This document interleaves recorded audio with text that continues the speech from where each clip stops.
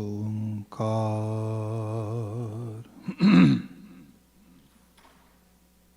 ਸਤਿਨਾਮ ਕਰਤਾ ਪੁਰਖ ਨਿਰਭਉ ਨਿਰਵੈਰ ਅਕਾਲ ਮੂਰਤ ਅਜੂਨੀ ਸੈਭੰ ਗੁਰ ਪ੍ਰਸਾਦ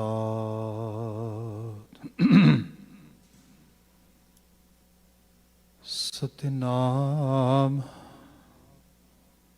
ਵਾਹਿਗੁਰੂ ਸਾਹਿਬ ਜੀਓ। ਮਾਝ ਮਹਲਾ ਤੀਜਾ। ਏਕਾ ਜੋਤ ਜੋਤ ਹੈ ਸ਼ਰੀਰਾ,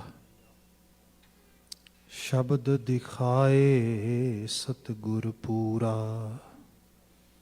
ਏਕਾ ਜੋਤ ਜੋਤ ਹੈ ਸ਼ਰੀਰਾ, ਸ਼ਬਦ ਦਿਖਾਏ ਸਤਿਗੁਰ ਪੂਰਾ। ਆਪੇ ਫਰਕ ਕੀ ਤੋਨ ਖਟ ਅੰਤਰ, ਆਪੇ ਬਣਤ ਬਣਾਵਣਿਆ। ਹਉ ਵਾਰੀ ਜਿਉ ਵਾਰੀ, ਹਰ ਸੱਚੇ ਕੇ ਗੁਣ ਗਾਵਣਿਆ। ਬਾਜ ਗੁਰੂ ਕੋ ਸਹਿਜ ਨ ਪਾਏ, ਗੁਰਮੁਖ ਸਹਿਜ ਸਮਾਵਣਿਆ। ਰਹਾਉ ਤੂੰ ਆਪੇ ਸੋ ਹੈ, ਆਪੇ ਜਗ ਮੋਹੈ। ਤੂੰ ਆਪੇ ਨਦਰੀ ਜਗਤ ਪਰੋਵੈ। ਤੂੰ ਆਪੇ ਦੁਖ ਸੁਖ ਦੇਵੈ ਕਰਤੇ, ਗੁਰਮੁਖ ਹਰ ਦੇਖਾਵਣਿਆ। ਆਪੇ ਕਰਤਾ ਕਰੇ ਕਰਾਏ, ਆਪੇ ਸ਼ਬਦ ਗੁਰ ਮਨ ਵਸਾਏ। ਸ਼ਬਦੇ ਉਪਜੈ ਅੰਮ੍ਰਿਤ ਬਾਣੀ, ਗੁਰਮੁਖ ਆਖ ਸੁਣਾਵਣਿਆ। ਆਪੇ ਕਰਤਾ ਆਪੇ ਭੁਗਤਾ, ਬੰਧਨ ਤੋੜੇ ਸਦਾ ਹੈ ਮੁਕਤਾ। ਸਦਾ ਮੁਕਤ ਆਪੇ ਹੈ ਸੱਚਾ, ਆਪੇ ਅਲਖ ਲਖਾਵਣਿਆ। ਆਪੇ ਮਾਇਆ ਆਪੇ ਛਾਇਆ, ਆਪੇ ਮੋਹ ਸਭ ਜਗਤ ਉਪਾਇਆ। ਆਪੇ ਗੁਣ ਦਾਤਾ ਗੁਣ ਗਾਵੈ, ਆਪੇ ਆਖ ਸੁਣਾਵਣਿਆ। ਆਪੇ ਕਰੇ ਕਰਾਏ ਆਪੇ, ਆਪੇ ਥਾਪਿ ਉਥਾਪੇ ਆਪੇ। ਤੁਝ ਤੇ ਬਾਹਰ ਕਛੂ ਨ ਹੋਵੈ, ਤੂੰ ਆਪੇ ਕਾਰੈ ਲਾਵਣਿਆ। ਆਪੇ ਮਾਰੇ ਆਪ ਜਿਵਾਏ, ਆਪੇ ਮੇਲੇ ਮੇਲ ਮਿਲਾਏ। ਸੇਵਾ ਤੇ ਸਦਾ ਸੁਖ ਪਾਇਆ, ਗੁਰਮੁਖ ਸਹਿਜ ਸਮਾਵਣਿਆ। ਆਪੇ ਊਚਾ ਊਚੋ ਹੋਈ, ਜਿਸ ਆਪ ਵਿਖਾਲੇ ਸੋ ਵੇਖੈ ਕੋਈ। ਨਾਨਕ ਨਾਮ ਵਸੈ ਕਟ ਅੰਤਰ, ਆਪੇ ਵੇਖ ਵਿਖਾਲਣਿਆ। ਆਪੇ ਊਚਾ ਊਚੋ ਹੋਈ, ਜਿਸ ਆਪ ਵਿਖਾਲੇ ਸੋ ਵੇਖੈ ਕੋਈ। ਨਾਨਕ ਨਾਮ ਵਸੈ ਕਟ ਅੰਤਰ, ਆਪੇ ਵੇਖ ਵਿਖਾਲਣਿਆ। ਵਾਹਿਗੁਰੂ ਜੀ ਕਾ ਖਾਲਸਾ, ਵਾਹਿਗੁਰੂ ਜੀ ਕੀ ਫਤਿਹ। ਜੁਗੋ ਜੁਗ ਅਟਲ ਸ਼ਬਦ ਸਤਿਗੁਰੂ, ਧੰਨ ਧੰਨ ਗੁਰੂ ਗ੍ਰੰਥ ਸਾਹਿਬ ਜੀ। ਗੁਰੂ ਪਾਤਸ਼ਾਹ ਜੀ ਦੀ ਅਜ਼ੀਮ ਅਪਾਰ ਬਖਸ਼ਿਸ਼, ਢਲਦੀ ਸ਼ਾਮ ਅਸੀਂ ਗੁਰੂ ਦਰਬਾਰ ਹਾਜ਼ਰ ਹੋ ਪਾਏ ਹਾਂ, ਜਾਂ ਟੈਲੀਵਿਜ਼ਨ ਰਾਹੀਂ ਘਰਾਂ ਥਾਵਾਂ ਤੋਂ ਗੁਰੂ ਸ਼ਬਦ ਦੀ ਆਭਾ ਨੂੰ ਮੰਡਤਾਂ। ਇਹ ਵੀ ਵਡਭਾਗਤਾ ਹੈ। ਇਹ ਸਮਾਂ ਗੁਰਬਾਣੀ ਵਿਆਖਿਆ ਦਾ ਹੈ। ਇਸ ਵਿੱਚ ਲੜੀਵਾਰ ਜੋ ਗੁਰੂ ਸ਼ਬਦ ਕਥਾ ਵਾਰਤਾ ਵਿਵੇਚਨਾ ਹੋ ਰਹੀ ਹੈ, ਉਸ ਵਿੱਚ ਮਾਝ ਰਾਗ ਅਸੀਂ ਵਿਚਾਰ ਰਹੇ ਹਾਂ। ਮਹਲਾ ਤੀਜਾ, ਗੁਰੂ ਅਮਰਦਾਸ ਪਾਤਸ਼ਾਹ ਨਾਨਕ ਜੋਤ ਦਾ ਤੀਸਰਾ ਜਾਮਾ ਇਹਨਾਂ ਬਚਨਾਂ ਨੂੰ ਉਚਾਰ ਰਿਹਾ ਹੈ। ਆਪ ਜੀ ਨੇ ਸਮੁੱਚੜਾ ਸ਼ਬਦ ਇਸ ਪਾਵਨ ਰਾਗ ਵਿੱਚੋਂ ਅਗਲੇਰੇ ਰੂਪ ਵਿੱਚ ਸਰਵਨ ਕੀਤਾ ਹੈ। ਵਿਚਾਰ ਦੀ ਪ੍ਰਾਰੰਭਤਾ ਹਮੇਸ਼ਾ ਦੀ ਤਰ੍ਹਾਂ ਰਹਾਉ ਦੇ ਬੰਦ ਤੋਂ ਮੁੱਖ ਸੁਨੇਹੇ ਤੋਂ ਕਰਦੇ ਹਾਂ। ਗੁਰੂ ਸਾਹਿਬ ਰਹਿਮਤ ਕਰਦੇ, ਹਉ ਵਾਰੀ ਜਿਉ ਵਾਰੀ ਹਰ ਸੱਚੇ ਕੇ ਗੁਣ ਗਾਵਣਿਆ, ਬਾਜ ਗੁਰੂ ਕੋ ਸਹਿਜ ਨ ਪਾਏ ਗੁਰਮੁਖ ਸਹਿਜ ਸਮਾਵਣਿਆ। ਰਹਾਉ ਹਉ ਵਾਰੀ ਜਿਉ ਵਾਰੀ ਹਰ ਸੱਚੇ ਕੇ ਗੁਣ ਗਾਵਣਿਆ। ਗੁਰੂ ਅਮਰਦਾਸ ਸਾਹਿਬ ਕਹਿ ਰਹੇ, ਮੈਂ ਕੁਰਬਾਨ ਜਾਨਾ, ਮੈਂ ਵਾਰਨੇ ਜਾਨਾ, ਆਪਾ ਭਾਵ ਨਿਉਛਾਵਰ ਕਰਦਾ। ਮਤਲਬ ਇਹ ਜਿਹਨੂੰ ਕਿਹਾ ਜਾਏ ਕਿ ਕਿਸੇ ਨੂੰ ਰਿਸਪੈਕਟ ਕਰਨ ਦਾ ਹਾਈਐਸਟ ਲੈਵਲ ਅਸੀਂ ਪੰਜਾਬੀ ਜ਼ਬਾਨ ਵਿੱਚ ਕਈ ਵਾਰੀ ਯੂਜ਼ ਕਰਦੇ ਹਾਂ, ਮੈਂ ਫਲਾਂ ਤੋਂ ਆਪਣੀ ਜਾਨ ਵਾਰਦਾ ਹਾਂ। ਗੁਰੂ ਬਾਬਾ ਜੀ ਉਹਦੀ ਬਾਤ ਕਰਦੇ, ਹਉ ਵਾਰੀ ਜਿਉ ਵਾਰੀ। ਕਿਸ ਰੂਪ ਦੇ 'ਚ, ਕਿਹਦੇ ਤੋਂ ਤੁਸੀਂ ਆਪਣਾ ਆਪਾ ਨਿਉਛਾਵਰ ਕਰ ਰਹੇ ਹੋ ਜੀ? ਸੱਚੇ ਕੇ ਗੁਣ ਗਾਵਣੇ ਆ।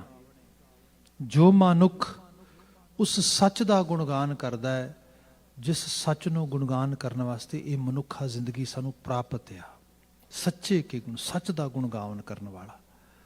ਉਹਦੇ ਜਿੱਤੇ ਸਰਫੇਸ ਤੇ ਦੇਖਦੇ ਹਾਂ ਵੀ ਸੱਚ ਦਾ ਗੁਣਗਾਨ ਕਰਨਾ ਸਿੰਪਲ ਤੌਰ ਤੇ ਤੁਸੀਂ ਕਹਿ ਲਓ ਇਹੋ ਜਿਹੇ ਲਫ਼ਜ਼, ਅਲਫਾਜ਼, ਹਰਫ, ਅੱਖਰ, ਉਹਨਾਂ ਦਾ ਦੁਹਰਾਓ ਕਰਨਾ ਇਸ ਰੂਪ ਵਿੱਚ ਆਉਂਦਾ ਆ।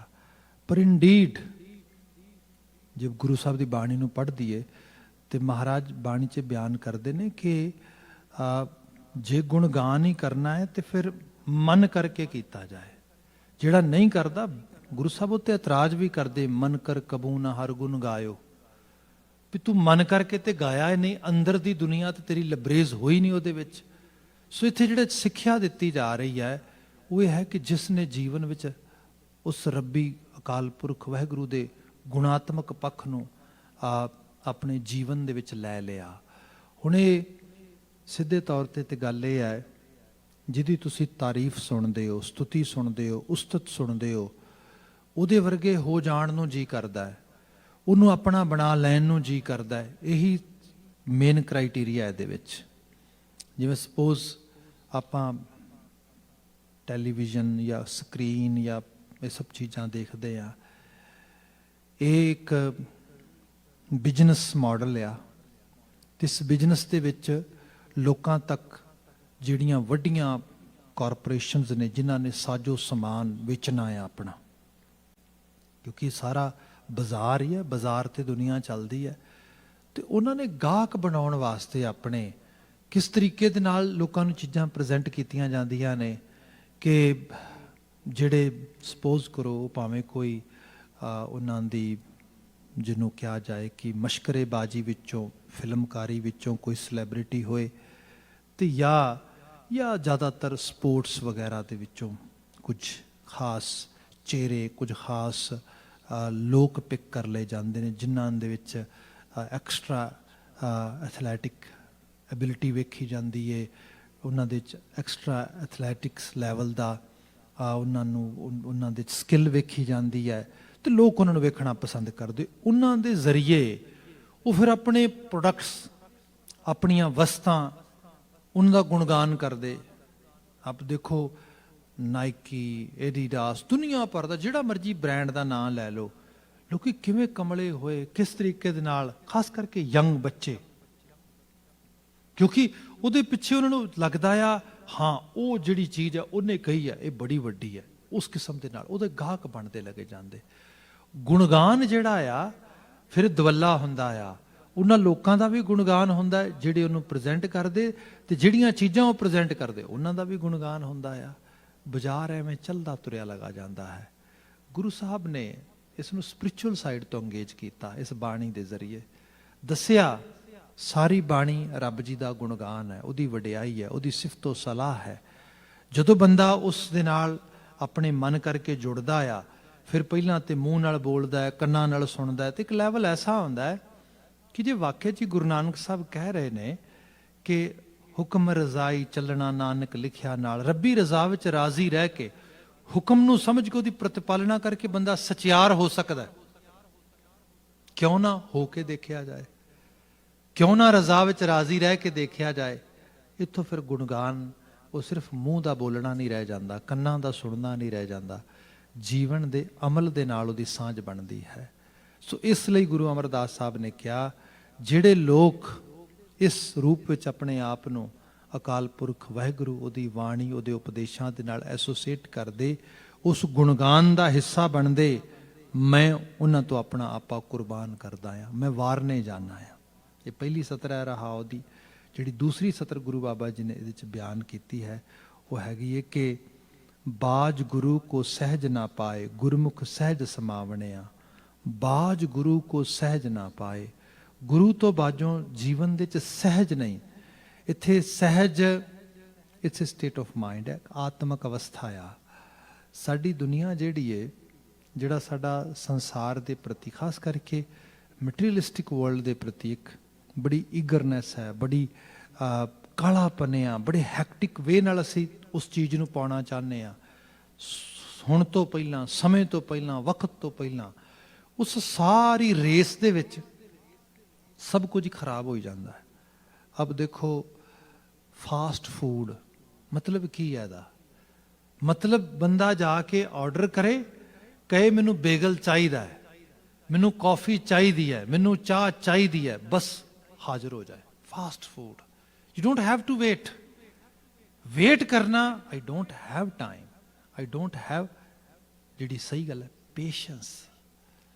ਹੁਣ ਆਹ ਚੀਜ਼ ਦੁਨੀਆ ਪੱਧਰ ਤੇ ਇੱਕ ਵੇ ਆਫ ਲਾਈਫ ਆ। ਮਤਲਬ ਜਿਨ੍ਹਾਂ ਚੀਜ਼ਾਂ 'ਚ ਅਸੀਂ ਅੱਜ ਦੇਖ ਰਹੇ ਹਾਂ ਨਾ, ਜੇ ਆਪਾਂ ਡੀਪ ਲੈਵਲ ਤੇ ਜਾਈਏ, ਡਿਪਰੈਸ਼ਨ ਲੈ ਲਓ, ਐਨਗਜ਼ਾਇਟੀ ਲੈ ਲਓ, ਈਵਨ ਮੈਂ ਤੇ ਔਟਿਜ਼ਮ ਦੀ ਗੱਲ ਦੇਖਦਾ ਹਾਂ। ਬੱਚਿਆਂ ਦੇ ਬਹੁਤ ਸਾਰੇ ਜਿਹੜੇ ਆਲਮੋਸਟ 50% ਦੇ ਜਿਹੜੇ ਡਿਸਆਰਡਰਸ ਨੇ ਔਟਿਜ਼ਮ ਨਾਲ ਰਿਲੇਟਡ ਹੁੰਦੇ ਨੇ। ADHD ਵਗੈਰਾ ਲੈ ਲਓ, ਬਹੁਤ ਸਾਰੀਆਂ ਚੀਜ਼ਾਂ। ਇਹ ਸਾਰੇ ਵਿੱਚ ਤੁਹਾਨੂੰ ਇੱਕੋ ਚੀਜ਼ ਮਿਲੇਗੀ, ਜਿਹੜੀ ਵੇ ਆਫ ਲਾਈਫ ਆ, ਤਰਜ਼ੇ ਜ਼ਿੰਦਗੀ ਹੈ, ਉਹ ਸਾਰੇ ਨੂੰ ਟ੍ਰਿਗਰ ਕਰ ਰਹੀ ਹੈ। ਜੇ ਪਿਛੋਕੜੇ ਚਲੇ ਜਾਓ 20, 30, 50, 100 ਸਾਲ ਪਿੱਛੇ, ਬਹੁਤ ਮੁਸ਼ਕਲਾਂ ਹੋਣਗੀਆਂ, ਗੁਰਬਤ ਵੀ ਹੋਏਗੀ, ਗਰੀਬੀ ਵੀ ਹੋਏਗੀ, ਬਹੁਤ ਸਾਰੀਆਂ ਚੀਜ਼ਾਂ। ਪਰ ਤੁਹਾਨੂੰ ਇਹੋ ਜਿਹੇ ਇਸ਼ੂਜ਼ ਵਗੈਰਾ ਇਹਨਾਂ ਦਾ ਜ਼ਿਕਰ ਵੀ ਨਹੀਂ ਮਿਲੇਗਾ। ਕਈ ਵਾਰ ਲੋਕੀ ਆਰਗੂਮੈਂਟ ਇਹ ਕਰਨਗੇ, ਭਾਈ ਸਾਹਿਬ ਉਸ ਵਕਤ ਡਾਇਗਨੋਸਿਸ ਨਹੀਂ ਸੀ ਹੁੰਦੇ, ਇਹ ਸਭ ਚੀਜ਼ਾਂ ਨਹੀਂ ਸੀ ਹੁੰਦੀਆਂ। ਪਰ ਇਹ ਵੀ ਰਿਐਲਿਟੀ ਹੈ, ਇੰਨੇ ਇਸ਼ੂ ਵੀ ਨਹੀਂ ਸੀ ਹੁੰਦੇ। ਜਿਹਨੂੰ ਦਾਨਸ਼ਮੰਦਾਂ ਨੇ ਅੱਜ ਦੀ ਦੁਨੀਆ 'ਚ ਇਹ ਕਿਹਾ, ਇੱਕ ਪਾਸੇ ਸਾਡੀਆਂ ਫਾਰਮੇਸੀ ਜਿਹੜੀਆਂ ਨੇ, ਡਰੱਗ ਸਟੋਰ ਨੇ, ਉਹ ਡਰੱਗਸ ਨਾਲ ਭਰ ਗਏ ਪੂਰੀ ਤਰ੍ਹਾਂ, ਦਵਾਈਆਂ ਹੀ ਦਵਾਈਆਂ। ਦੂਜੇ ਪਾਸੇ ਬੰਦੇ ਦੀ ਜ਼ਿੰਦਗੀ ਬਿਮਾਰੀਆਂ ਨਾਲ ਭਰ ਗਈ, ਬਿਮਾਰੀਆਂ ਹੀ ਬਿਮਾਰੀਆਂ, ਬਲਕਿ ਚੜ੍ਹਦੇ ਦਿਨ ਨਾਲ ਐਸੀਆਂ ਬਿਮਾਰੀਆਂ ਜਿਨ੍ਹਾਂ ਦੀ ਦਵਾਈ ਨਹੀਂ ਹੈ।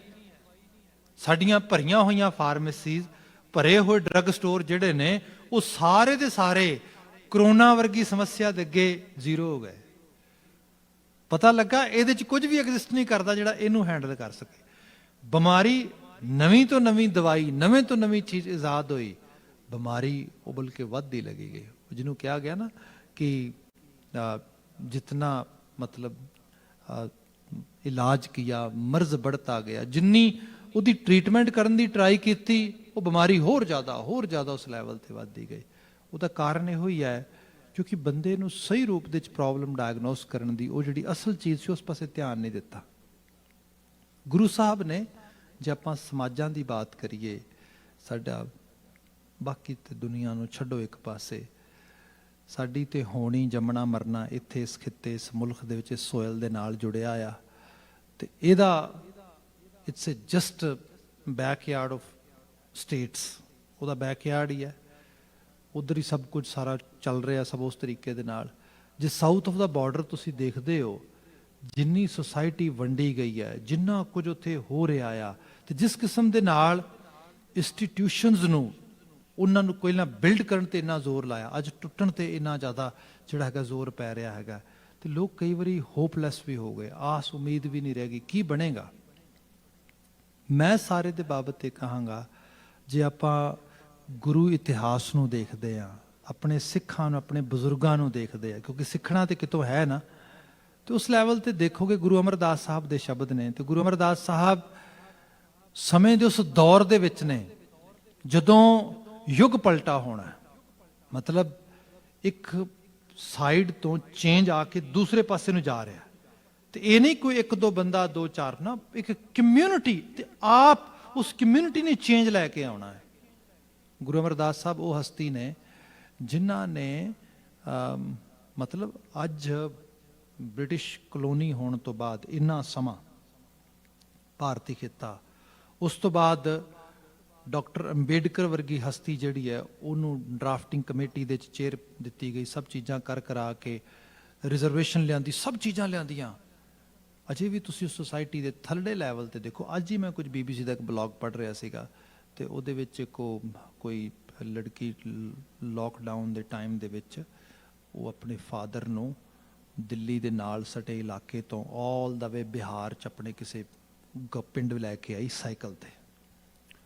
ਉਹਦੀ ਸਟੋਰੀ ਦੇ ਬਾਬਤ ਉਹਨਾਂ ਨੇ ਕੁਝ ਇੱਕ ਐਨਾਲਿਟਿਕ ਵਿਊ ਪ੍ਰੈਜ਼ੈਂਟ ਕੀਤਾ ਉੱਥੇ ਗਰਾਊਂਡ ਲੈਵਲ ਤੇ। ਜਦੋਂ ਉਹਨੇ ਜਾ ਕੇ ਬਾਤ ਕੀਤੀ ਤੇ ਉਹਦੀ ਜਿਹੜੀ ਉਹ ਲੜਕੀ ਦੀ ਮਾਂ ਆ, ਉਹ ਇਹ ਕਹਿ ਰਹੀ ਹੈ ਕਿ ਸਾਡੇ ਇਹਨਾਂ ਪਿੰਡਾਂ ਦੀ ਅਸਲ ਰਿਐਲਿਟੀ ਕਾਸਟ ਆ, ਉਹੀ ਤੈਅ ਕਰਦੀ ਹੈ ਬੰਦੇ ਦਾ ਸਟੇਟਸ, ਬੰਦੇ ਦੀ ਆਰਥਿਕਤਾ, ਸਭ ਕੁਝ ਉਹਦੇ ਨਾਲ ਹੀ ਸਭ ਕੁਝ ਤੈਅ ਹੁੰਦਾ। ਸੋ ਅੱਜ 21ਵੀਂ ਸਦੀ ਦੇ ਦੂਸਰੇ ਦਹਾਕੇ ਦੇ ਵਿੱਚ, ਸੈਕਿੰਡ ਡੈਕੇਡਸ ਦੇ 21 ਸੈਂਚੁਰੀ ਦੇ 21st ਸੈਂਚੁਰੀ 'ਚ ਅਸੀਂ ਇਸ ਲੈਵਲ ਤੇ ਪੜ੍ਹ ਸੁੱਟ ਰਹੇ ਹਾਂ।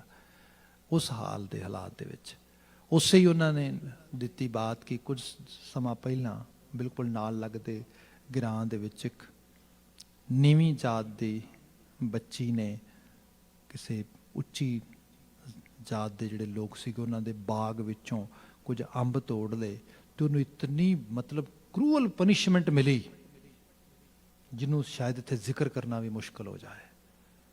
ਇਹ ਹੁਣ ਦੀ ਅੱਜ ਦੀ ਇਸ ਸਮੇਂ ਦੀ ਬਾਤ ਕਰ ਰਿਹਾ ਮੈਂ। ਗੁਰੂ ਅਮਰਦਾਸ ਸਾਹਿਬ ਉਹਨਾਂ ਨੇ ਉਸ ਸਮੇਂ ਦੇ ਵਿੱਚ, ਜਦੋਂ ਅਸੀਂ 1500 ਦੀ ਗੱਲ ਕਰਦੇ ਹੈਗੇ ਆ, ਉਸ ਸਮੇਂ ਦੇ ਵਿੱਚ ਗੁਰੂ ਅਮਰਦਾਸ ਸਾਹਿਬ ਨੇ ਬੌਲੀ ਖੁਦਵਾਈ। ਇੱਕ ਛੋਟਾ ਜਿਹਾ, ਤੁਸੀਂ ਜੇ ਗਏ ਹੋਵੋ ਗੋਇੰਦਵਾਲ ਸਾਹਿਬ ਤੇ ਬੌਲੀ ਉੱਥੇ ਦੇਖੀ ਹੋਏ, ਇੱਕ ਛੋਟਾ ਜਿਹਾ ਇਤਨਾ ਥੋੜਾ ਜਿਹਾ ਏਰੀਆ ਆ, ਤੇ ਉਹਦੇ 'ਚ ਪੌੜੀਆਂ ਉਤਰਦੀਆਂ ਨੇ ਤੋੜ ਥੱਲੇ, ਤੇ ਉਸ ਪਾਣੀ ਦੇ ਵਿੱਚ, ਉਸ ਬੌਲੀ ਦੇ ਵਿੱਚ ਕਿਆ ਹਰ ਕੋਈ ਗੁਰੂ ਸਾਹਿਬ ਨੂੰ ਮਿਲਣ ਵਾਸਤੇ ਆਏ, ਗੁਰੂ ਸਾਹਿਬ ਦੇ ਕੋਲ ਆਵੇ, ਉਹਦੇ ਵਿੱਚ ਇਸ਼ਨਾਨ ਕਰੇ। ਜ਼ਾਤ ਪਾਤ ਦੀ ਪਿੱਟ, ਛੂਆ ਛੂਤ ਉੱਥੇ ਹੀ ਸਾਰੀ ਲਾ ਕੇ ਰਖਾ ਦਿੱਤੀ। ਇੱਕ ਰੈਵੋਲੂਸ਼ਨ ਹੈ ਬੜਾ ਵੱਡਾ। ਫਿਰ ਪਹਿਲਾਂ ਪੰਗਤ, ਫਿਰ ਸੰਗਤ, ਇਕੱਠੇ ਇੱਕ ਜਗ੍ਹਾ ਤੇ ਇੱਕ ਪੰਗਤ ਵਿੱਚ ਬੈਠ ਕੇ ਪ੍ਰਸ਼ਾਦੇ ਛਕਾਣੇ। ਹੁਣ ਇਹ ਸਭ ਚੀਜ਼ਾਂ ਕੀ ਨੇ? ਦੇਖੋ, ਮੁਸ਼ਕਲਾਂ ਤਕਲੀਫਾਂ ਜਿਹੜੀਆਂ ਨੇ ਇਹ ਸਮਾਜਾਂ ਦੇ ਵਿੱਚ ਇਹ ਰਹਿਣਗੀਆਂ, ਇਹ ਕੁਦਰਤ ਦਾ ਨਿਯਮ ਹੈ।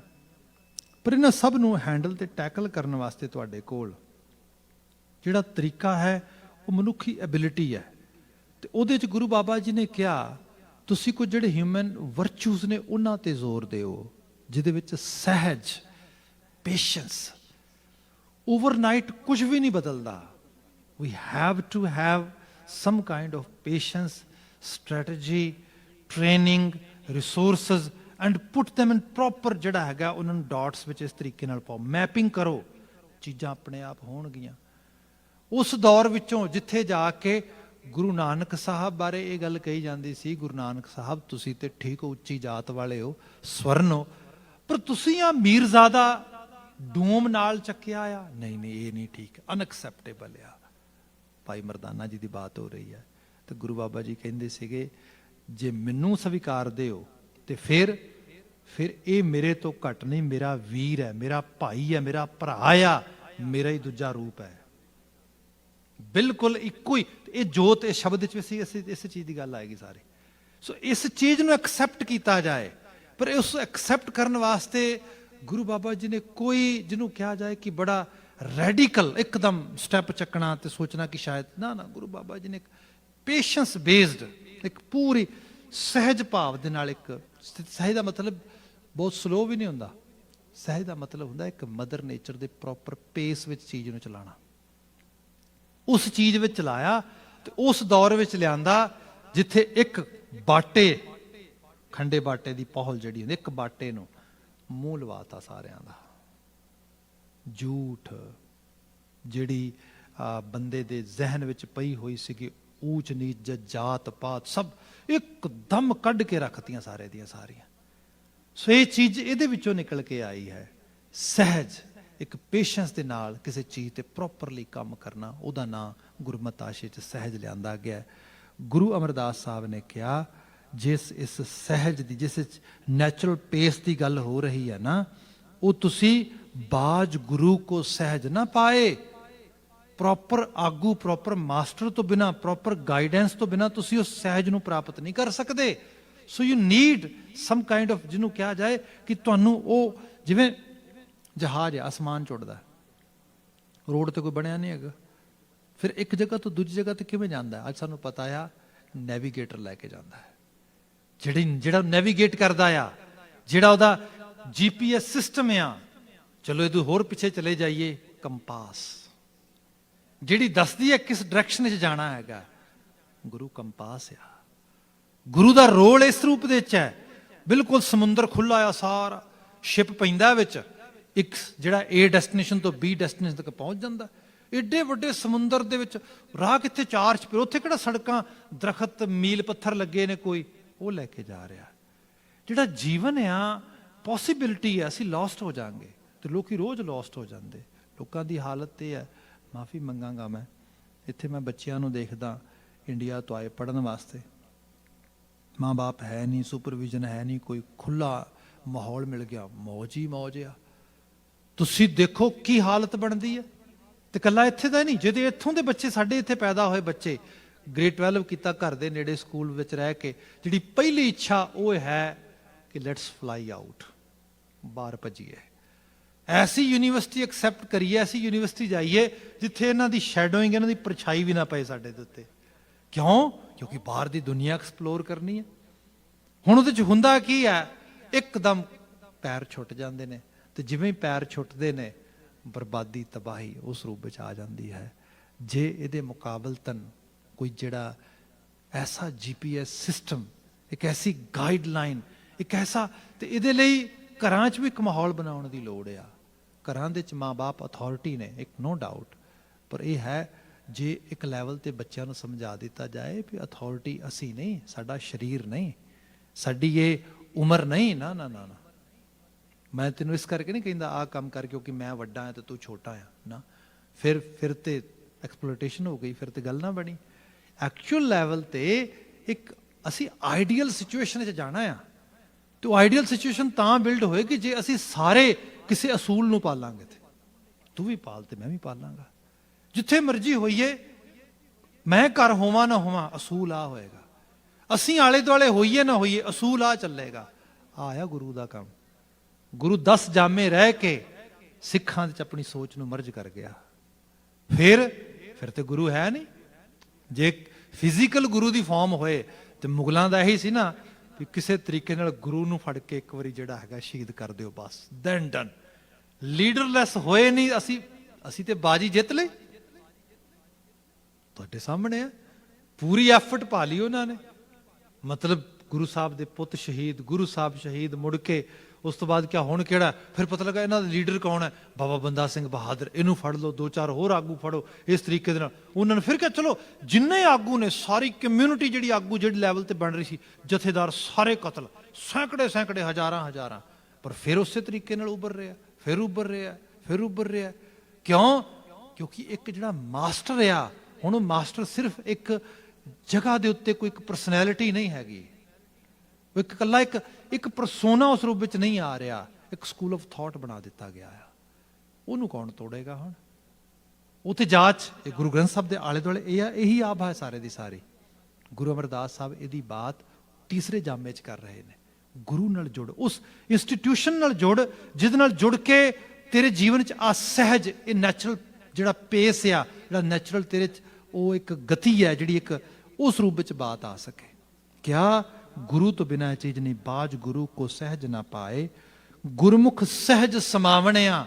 ਤੇ ਜਿਨ੍ਹਾਂ ਨੇ ਮੂੰਹ ਗੁਰੂ ਵਾਲੇ ਪਾਸੇ ਕਰ ਲਿਆ ਨਾ, ਸਪੋਜ਼ ਆਪ ਦੇਖੋਗੇ ਕਿ ਮੈਂ ਦੇਖਿਆ ਆ ਇੱਥੇ ਬਹੁਤ ਸਾਰੇ ਐਸੇ ਬੱਚਿਆਂ ਨੂੰ ਮੈਂ ਲਿਟਰਲੀ ਤੌਰ ਤੇ, ਪਰਸਨਲੀ ਤੌਰ ਤੇ ਜਾਣਿਆ ਕਿ ਗ੍ਰੇਡ 12 ਕੀਤਾ, ਬਹੁਤ ਵਧੀਆ, 90+, ਬੱਚਾ ਕਿਹਾ ਜਾਏ ਕਿ ਪੂਰੀ ਤਰ੍ਹਾਂ ਜਿਹੜਾ ਹੈਗਾ ਬ੍ਰੇਨੀ ਹਰ ਲੈਵਲ ਤੇ ਬਹੁਤ ਵਧੀਆ, ਪਰ ਕਾਹਲੀ ਇਹ ਪਈ ਹੈ ਕਿ ਜਿਹੜਾ ਕੈਰੀਅਰ ਬਿਲਡ ਕਰਨਾ ਹੈ, ਕੋਈ ਵੀ ਚੀਜ਼ ਬੜੀ ਕਾਹਲੀ ਦੇ ਨਾਲ, ਡਾਕਟਰ ਬਣਨਾ ਹੈ, ਠੀਕ ਹੈ ਜੀ, ਇੱਥੇ ਦੇਖਿਆ 4 ਸਾਲ ਪਹਿਲਾਂ ਇੱਕ ਜਿਹੜਾ ਹੈਗਾ ਅੰਡਰਗ੍ਰੈਡ ਦੇ ਪ੍ਰੋਗਰਾਮ ਵਿੱਚ ਜਾਣਾ ਪਏਗਾ, ਉਹ ਪੂਰੇ ਕਰਨੇ ਪੈਣਗੇ, ਉਸ ਤੋਂ ਬਾਅਦ ਫਿਰ ਐਮਕੈਟ ਦੇਖਣਾ ਪਏਗਾ, ਫਿਰ ਉਸ ਤੋਂ ਬਾਅਦ ਸਿਲੈਕਸ਼ਨ ਹੋਏਗੀ, ਫਿਰ ਉੱਥੇ ਕੁਝ ਸਾਲ ਪੜ੍ਹਾਈ ਕਰਨੀ ਪਏਗੀ, ਉਸ ਤੋਂ ਬਾਅਦ ਫਿਰ ਲੰਬਾ ਇੱਕ ਬੜਾ ਲੰਮੀ ਜਰਨੀ ਹੈ।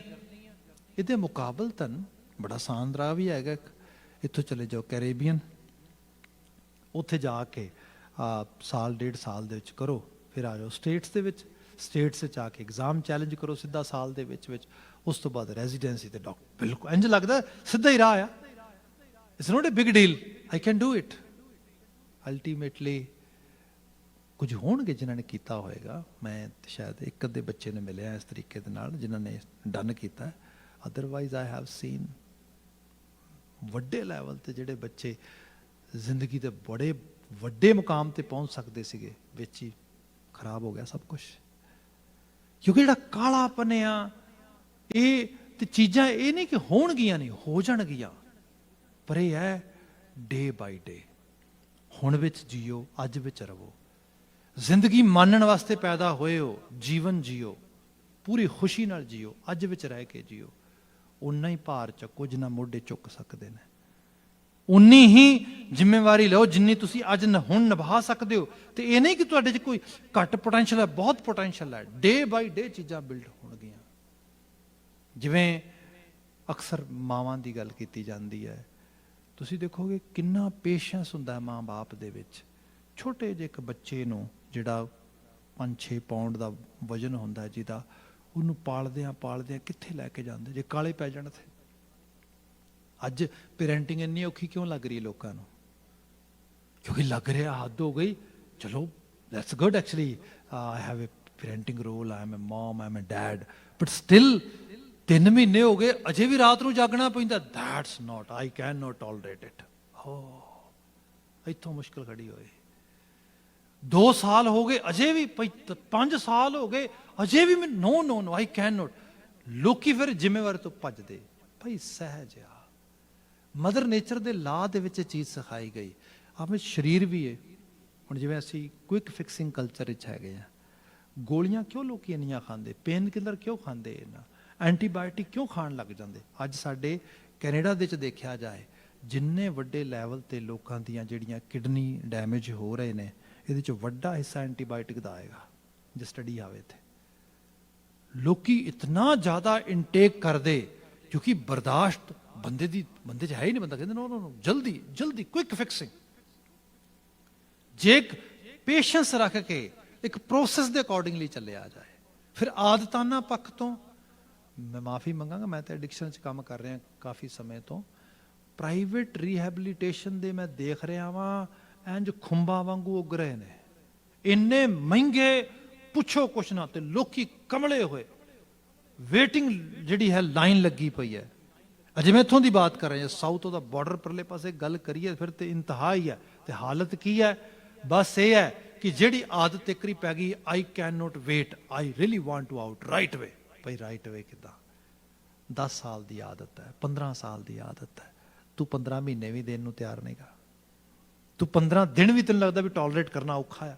ਭਾਈ ਇੰਨਾ, ਇਸੇ ਕਰਕੇ ਸਾਡੇ ਬਾਬਤ ਕਈ ਵਾਰੀ ਮਾਫੀ ਮੰਗਾਂਗਾ, ਮੈਂ ਸਾਰੀ ਮਨੁੱਖਤਾ ਹੈ ਉਸ ਰੂਪ ਵਿੱਚ, ਪਰ ਸਾਡੇ ਬਰਾਊਨ ਕਲਰ ਬਾਬਤ ਜਿਹੜਾ ਇੱਥੇ ਵਾਈਟ ਕਲਰ ਦਾ ਬੰਦਾ ਆ, ਉਹ ਸਾਡੇ ਮੈਂਟਲ ਹੈਲਥ ਦੇ ਵਿੱਚ ਤੇ ਖਾਸ ਕਰਕੇ ਇਸ ਟ੍ਰੀਟਮੈਂਟ ਵਾਲੀ ਸਾਈਡ ਤੋਂ ਕਹਿੰਦੇ ਨੇ they are passive aggressive people. ਜਾਂ ਤੇ ਬਿਲਕੁਲ ਹੀ ਪਿੱਛੇ ਹਟ ਕੇ ਬੈਠੇ ਨੇ, ਪੈਸਿਵ, ਕੋਈ ਨਾ ਠੀਕ ਹੋ ਜਾਏਗਾ, ਸਭ ਵਧੀਆ ਹੋ ਜਾਏਗਾ, ਜਾਂ ਅਗਰੈਸਿਵ, ਇਤਨਾ ਅਗਰੈਸ਼ਨ, ਹੁਣੇ ਹੀ ਠੀਕ ਹੋਏ ਜਦੇ, ਜਾਂ ਇਸ ਪਾਸੇ ਦੈਟਸ ਇਟ। ਚੀਜ਼ਾਂ ਐਵੇਂ ਨਹੀਂ ਬਦਲਦੀਆਂ। ਹਿਊਮਨ ਲਾਈਫ ਜਿਹੜੀ ਹੈ ਇਹ ਤੇ ਬੜੇ ਤੇ ਕੰਪਲੈਕਸ ਹੈਗੀ ਹੈ। ਇੱਥੇ ਗੁਰੂ ਅਮਰਦਾਸ ਸਾਹਿਬ ਜਿਹੜੀ ਬਾਤ ਕਰਦੇ, ਉਹ ਕਹਿੰਦੇ ਤੂੰ ਸਹਿਜ ਦਾ ਪਾਥ, ਸਹਿਜ ਦਾ ਰਾਹ, ਇਹਨੂੰ ਫੋਲੋ ਕਰੀ। ਗੁਰਮੁਖ ਜਦੋਂ ਉਸ ਪਾਸੇ ਮੂੰਹ ਕਰੇਗਾ, ਸਹਿਜ ਸਮਾਵਣਿਆ, ਜਿੱਥੇ ਜਾਣਾ ਚਾਹਨਾ ਉਸ ਮੰਜ਼ਿਲੇ ਮਕਸੂਦ ਤੇ ਪਹੁੰਚ ਜਾਏਗਾ, ਸਮਾ ਜਾਏਗਾ। ਰਹਾਓ ਸ਼ੁਰੂਆਤੀ ਪਤਾ ਲੈ ਲਈਏ, ਏਕਾ ਜੋਤ ਜੋਤ ਹੈ ਸ਼ਰੀਰਾ। ਜਿਹੜੀ ਇਹ ਚੀਜ਼ ਸਮਝਣ ਵਾਲੀ ਹੈ, ਸਭ ਵਿੱਚ ਇੱਕ ਜੋਤ ਹੈ, ਸਭ ਸ਼ਰੀਰਾਂ ਦੇ ਵਿੱਚ। ਸ਼ਰੀਰਾਂ ਦੇ ਰੂਪ ਰੰਗ ਵੱਖਰੇ ਹੋਣਗੇ ਪਰ ਅੰਦਰ ਇੱਕ ਹੀ ਹੈ। ਸਪਿਰਿਚੁਅਲ ਸਾਈਡ ਤੋਂ ਬੰਦੇ ਨੂੰ ਇਹ ਸਮਝ ਆ ਜਾਏ। ਮੂਰਤੀ ਪੂਜਣੀ ਬਹੁਤ ਸੌਖੀ ਹੈ। Statue worship is a very actually you can say easy thing. ਕੋਈ ਬੰਦਾ ਆਪਣਾ ਤੌਰ ਦਾ ਸਟੈਚੂ ਬਣਾਏ, ਪੂਜਣ ਲੱਗ ਜੇ। ਬੰਦਾ ਪੂਜਣਾ ਉਹ ਵੀ ਬੜਾ ਸੌਖਾ ਹੈ। ਇੱਕ ਅੱਧਾ ਬੰਦਾ ਕਿਸੇ ਨੂੰ ਮਾਸਟਰ ਬਣਾ ਲਓ, ਕਿਸੇ ਨੂੰ ਗੁਰੂ ਬਣਾ ਲਓ, ਕਿਸੇ ਨੂੰ ਰੱਬ ਬਣਾ ਲਓ, ਪੂਜ ਲਓ, ਬੜਾ ਸੌਖਾ ਹੈ। ਪਰ ਸਭ ਵਿੱਚ ਬੈਠੇ ਹੋਏ ਰੱਬ ਨੂੰ ਵੇਖਣਾ ਇਹ ਔਖਾ ਹੈ। ਕਿਉਂਕਿ ਇਹ ਹਕੀਕਤ ਇਹ ਹੈ ਜਿਹਨੂੰ ਸਾਹਿਬ ਨੇ ਬਾਣੀ 'ਚ ਕਿਹਾ ਸੀਗਾ ਕਿ ਮੰਦਾ ਕਿਸ ਨੂੰ ਆਖੀ ਹੈ ਜੋ ਤਿਸ ਬਿਨ ਕੋਏ ਨਾ ਹੈ। ਮੰਦਾ ਕਿਹਨੂੰ ਕਵਾਂਗੇ ਜਾ ਕੇ ਜਦੋਂ ਉਹਦੇ ਤੋਂ ਬਿਨਾਂ ਹੈ ਹੀ ਕੋਈ ਨਹੀਂ। ਮਤਲਬ ਇਹ ਇੱਕ ਪਿਤਾ ਇਕਸ ਕੀ ਹਮ ਬਾਰਕ, ਇੱਕ ਪਿਤਾ ਇੱਕ ਦੇ ਅਸੀਂ ਸਾਰੀਆਂ ਔਲਾਦਾਂ ਵਾਂ। ਜਿਹਨੂੰ ਕਿਹਾ ਗਿਆ ਅਵਲ ਅੱਲਾ ਨੂਰ ਉਪਾਇਆ ਕੁਦਰਤ ਕੇ ਸਭ ਬੰਦੇ, ਏਕ ਨੂਰ ਤੇ ਸਭ ਜਗ ਉਪਜਾ ਕੌਣ ਭਲੇ ਕੋ ਮੰਦੇ। ਹੁਣ ਕਿਹਨੂੰ ਭੰਡਾਂਗਾ ਮੈਂ? ਤੇ ਰੋਜ਼ ਜਜਮੈਂਟਸ ਪਾਸ ਕਰਦਾ ਆ। ਜਿਹੜੀ ਨੇਸ਼ਨ ਬਿਲਡਿੰਗ ਵਿੱਚ ਲੱਗ ਰਹੀ ਹੈ ਨਾ ਦੁਨੀਆ ਪੱਧਰ ਦੇ ਵਿੱਚ ਵੀ ਸਾਡਾ ਨੇਸ਼ਨ ਵੱਡਾ ਤੇ ਸਾਡਾ ਨੇਸ਼ਨ ਵੱਡਾ, ਇਹ ਐਕਚੁਅਲੀ ਐਂਟੀ ਹਿਊਮਨ ਬਿਹੇਵੀਅਰ ਹੈ ਬੰਦੇ ਦਾ। ਮਨੁੱਖ ਨੂੰ ਮਨੁੱਖ ਨਾਲੋਂ ਤੋੜ ਕੇ ਇੱਕ ਐਸੇ ਜਜ਼ਬਾਤਾਂ 'ਚ ਉਭਾਰ ਕੇ ਕੁਝ ਲੋਕ ਆਪਣੇ ਸਵਾਰਥ ਦੀ ਸਿੱਧੀ ਕਰਦੇ ਤੇ ਪੁਰਾਣੇ ਸਮੇਂ ਤੋਂ ਰਿਹਾ। ਜੇ ਗੁਰੂ ਸਾਹਿਬ ਨੇ ਸਹਿਜ ਦਾ ਰਾਹ ਅਡਾਪਟ ਕੀਤਾ ਤੇ ਸਹਿਜ ਦੇ ਰਾਹ ਦੇ ਵਿੱਚ ਆਪ ਅਹਿਸਾਸ ਕਰੋ ਕੈਸੇ ਸਿੱਖ ਹੋਣਗੇ ਉਹ ਗੁਰੂ ਪਿਆਰੇ, ਗੁਰੂ ਕੇ ਸਿੱਖ, ਜਿਨ੍ਹਾਂ ਦੇ ਬੱਚਿਆਂ ਨੂੰ ਮੁਗਲ ਹੁਕਮਰਾਨ ਨੇਜਿਆਂ ਤੇ ਟੰਗਦੇ ਹੋਣਗੇ, ਟੋਟੇ ਟੋਟੇ ਕਰਦੇ ਹੋਣਗੇ, ਕਲਮੇ ਪੜ ਕੇ, ਨਮਾਜ਼ਾਂ ਪੜ ਕੇ, ਮਤਲਬ ਧਰਮੀ ਤੌਰ ਤੇ ਕਰਦੇ ਨੇ ਨਾ, ਤੇ ਉਹ ਇਹ ਬਾਣੀ ਪੜ੍ਹਦੇ ਹੋਣਗੇ ਜਿਹਦੇ 'ਚ ਲਿਖਿਆ ਗਿਆ ਕਿ ਉੱਠ ਫਰੀਦਾ ਉਜੂ ਸਾਜ ਸੁਬਾ ਨਿਵਾਜ਼ ਗੁਜ਼ਾਰ। ਬੰਦਾ ਅੱਜ ਵੀ ਅਸੀਂ ਦੇਖਦੇ ਹਾਂ ਜਿਹੜੀ ਵੋਕੈਬਲਰੀ ਹੈ, ਵਰਡਸ ਨੇ, ਲੋਕੀ ਕਹਿੰਦੇ ਜਦੋਂ ਮੈਂ ਇਹ ਵਰਡ ਸੁਣਨਾ ਨਾ ਮੈਂ ਇੱਕਦਮ ਜਿਹੜਾ ਹੈਗਾ ਮੈਨੂੰ ਟਰਾਮਾ ਵਾਪਸ ਆ ਜਾਂਦਾ, ਟ੍ਰੈਮਾਟਾਈਜ਼ ਹੋ ਜਾਂਦਾ ਮੈਂ, ਆਈ ਕੈਨ ਨੋਟ ਟੋਲਰੇਟ ਇਟ। ਭਾਈ ਅੱਲਾਹ ਦੀ ਗੱਲ ਹੋ ਰਹੀ ਹੈ, ਅਵਲ ਅੱਲਾਹ ਹੈ, ਮੈਂ ਅਜੇ ਹੁਣੇ ਪੜ੍ਹਿਆ ਹੈਗਾ, ਨਮਾਜ਼ਾਂ ਦੀ ਗੱਲ ਹੋ ਰਹੀ ਹੈ। ਉਹ ਲੋਕ ਵਿਜ਼ਨਰੀ ਸੀਗੇ, ਉਹਨਾਂ ਨੂੰ ਪਤਾ ਸੀਗਾ ਨਾ ਇਹ 'ਚ ਅੱਲਾਹ ਦਾ ਕਸੂਰ ਹੈ ਨਾ ਨਮਾਜ਼ ਦਾ ਕਸੂਰ ਹੈ, ਇਹ ਤੇ ਹਿਊਮਨ ਬਿਹੇਵੀਅਰ ਆ। ਇਹ ਬਲਕਿ ਇਹ ਲੋਕ ਇਹ ਬਿਮਾਰ ਨੇ, ਇਹਨਾਂ ਨੂੰ ਟ੍ਰੀਟਮੈਂਟ ਦੀ ਲੋੜ ਹੈ। ਕੱਲ ਨੂੰ ਜੇ ਕਿਤੇ ਸਰੂਲ 'ਚ ਆਏ ਇਹਨਾਂ ਦੀ ਤਿਮਾਰਦਾਰੀ ਕਰਾਂਗੇ, ਨਾ ਕਿ ਕਤਲ ਕਰਾਂਗੇ ਇਹਨਾਂ ਨੂੰ। ਤੇ ਸਿੱਖਾਂ ਨੇ ਕੀਤਾ ਵੀ ਹੈ। ਕਿਸੇ ਨੂੰ ਇਸ ਕਰਕੇ ਨਹੀਂ ਮਾਰਿਆ ਕਿਉਂਕਿ ਉਹ ਨਮਾਜ਼ ਪੜ੍ਹਦਾ ਹੈ। ਕਿਉਂ? ਕਿਉਂਕਿ ਉਹਦੇ ਬਜ਼ੁਰਗ ਨੇ ਕਦੀ ਮੇਰੇ ਬਜ਼ੁਰਗ ਨੂੰ ਕਤਲ ਕੀਤਾ ਸੀਗਾ, ਕਿਉਂਕਿ ਮੇਰਾ ਬਜ਼ੁਰਗ ਪਾਠ ਕਰਦਾ ਸੀਗਾ। ਤੁਸੀਂ ਦੇਖੋ, ਮੈਂ ਤੁਹਾਨੂੰ ਦੋ ਨਾਂ ਹੀ ਦੇ ਦੇਣਾ ਇਹਦੇ ਵਿੱਚ। ਅਸੀਂ ਮਹਾਰਾਜਾ ਰਣਜੀਤ ਸਿੰਘ ਉਹਨਾਂ ਨੂੰ ਸ਼ੇਰੇ ਪੰਜਾਬ ਨੂੰ ਯਾਦ ਕਰਦੇ ਹਾਂ। ਜੇ ਅਸੀਂ ਉਹਨਾਂ ਦੇ ਪਿਤਾ ਨੂੰ ਦੇਖੀਏ ਮਹਾ ਸਿੰਘ, ਉਹਨਾਂ ਦੇ ਪਿਤਾ ਨੂੰ ਦੇਖੀਏ ਚੜਤ ਸਿੰਘ, ਉਹਨਾਂ ਦੇ ਪਿਤਾ ਨੂੰ ਦੇਖੀਏ ਬੁੱਧ ਸਿੰਘ, ਮੁਗਲਾਂ ਨਾਲ ਲੜਦੇ ਸ਼ਹਾਦਤਾਂ ਪ੍ਰਾਪਤ ਕਰਦੇ ਨੇ।